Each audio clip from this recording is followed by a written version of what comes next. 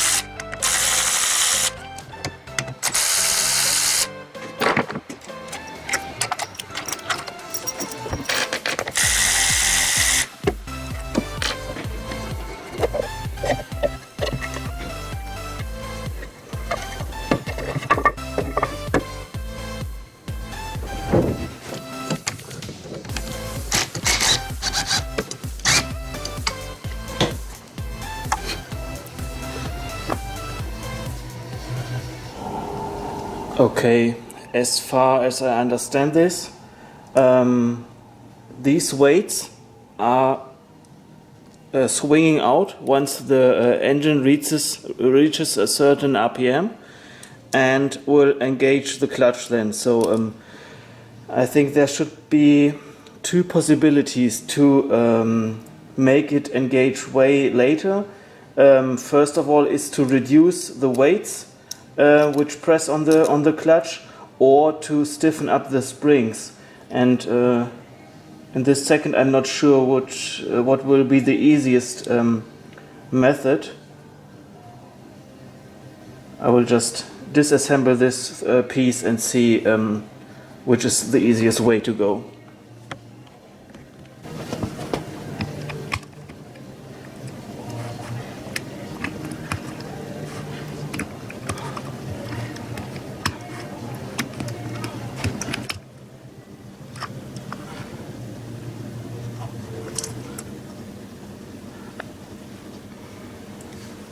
Okay, it looks like this is a ring which can be taken out, and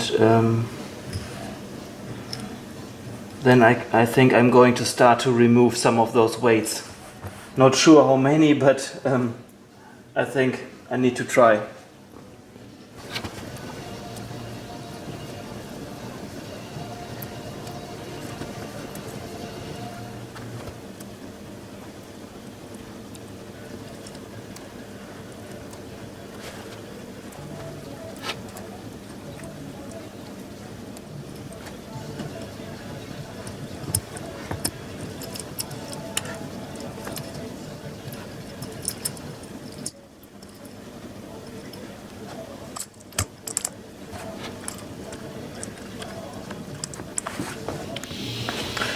Okay, hopefully this will work.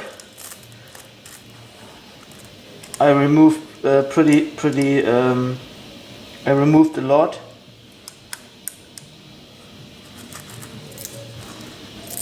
So hopefully this will work. As you can see, I removed a lot of those weights. I can just try and see what happens.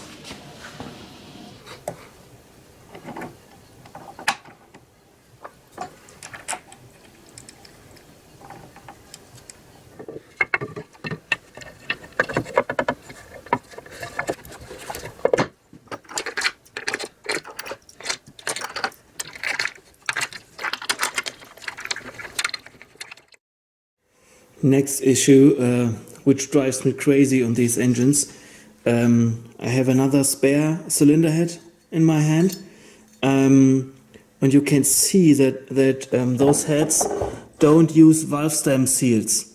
So I will remove this head and disassemble it to better show and describe what I'm talking about.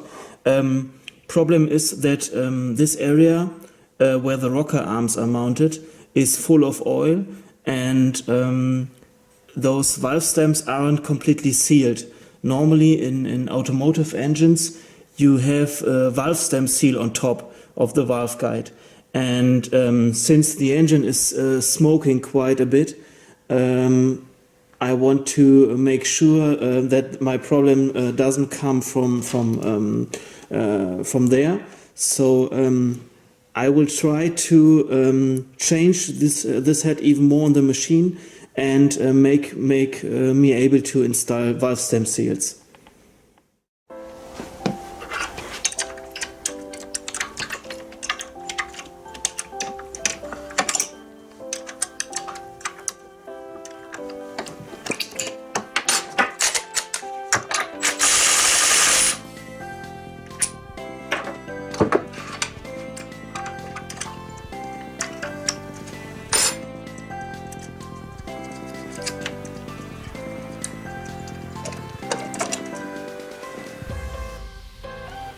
Okay, you can see that I'm using billet machined rocker arms with roller bearings at the end. Those are chromoly hardened push rods, and you can see a little bit of the aluminum retainers and the RC racing valve springs.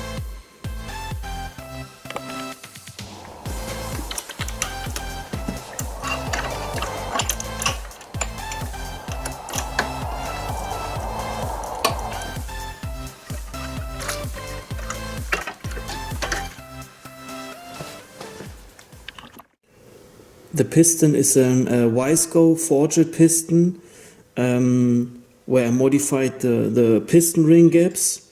Those studs are from NR Racing. I'm not sure if you can read it. Yeah, NR Racing.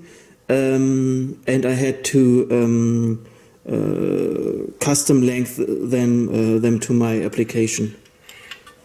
Okay, here we are with the cylinder head. Right now you can not see that it has been done a lot of work to this head on the left side. As soon as I turn it around, you can see that this head has huge valve sizing, so they are really maxed out so far that they are close to hitting each other. Right over there. So this head also has copper beryllium seat rings. So we removed the old seat rings, installed much larger copper beryllium seat rings. The advantage of those seat rings are that they dissipate about 4 times more heat than a normal steel ring does. So I'm going to disassemble this one, and then I can show you a nice comparison between the ports.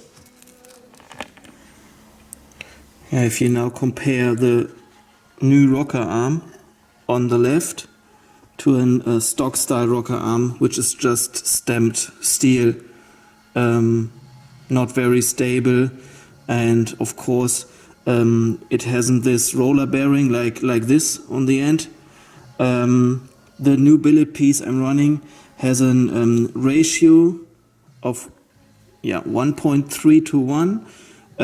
Which is also greater than the stock one. I think the stock one is 1.2 to 1. So that means for the with the same amount of camshaft lift, you create a higher lift on the valve.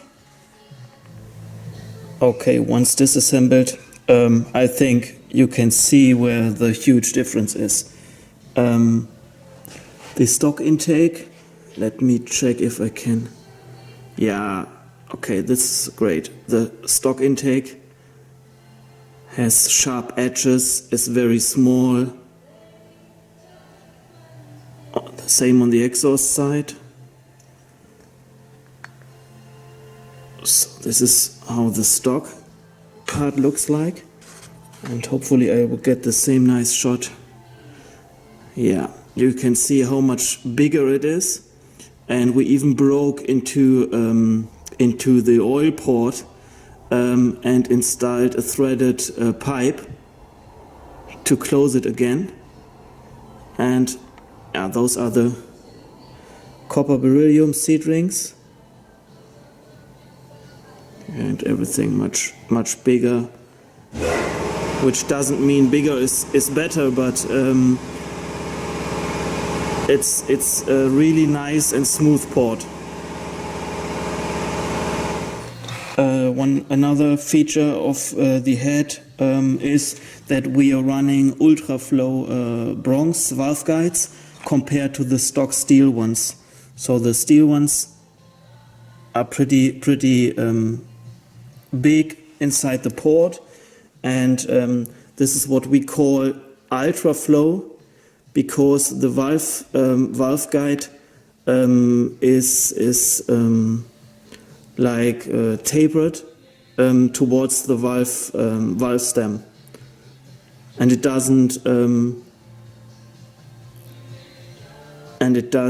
hurt the flow in this way.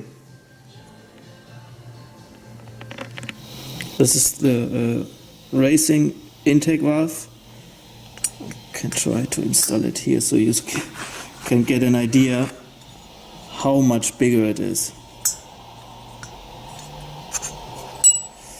Yeah, and this is where my problem is, so let me just put it in there. And again, as long as the engine doesn't produce any boost pressure, you have a vacuum inside the intake port, and this area is splash filled with oil. So what the engine does is it sucks oil through the small gap from the valve guide to the intake valve. And my plan is to use a Honda valve stem seal, install it on top. Check if I can put it with one hand. Yeah, something around this. Install it on top, and hopefully will keep the engine off breathing too much of its own oil. Of course, the valve stem seal doesn't fit here, and it doesn't secure itself on the bottom. So this is why I need to machine the bottom aluminum inside the head.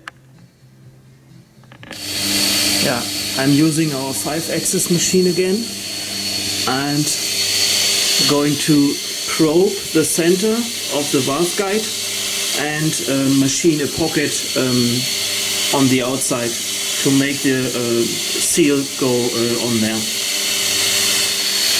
So my probe is perfectly at the center of the valve guide, and this will be my center for the pocket I'm going to machine.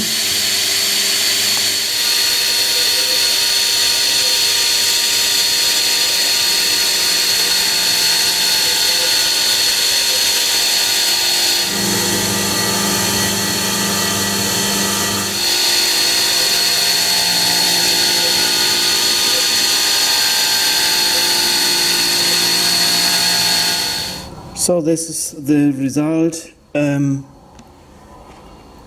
can see that this diameter is much smaller on the modified head, and this is where the valve stem seals now are going to be pressed on.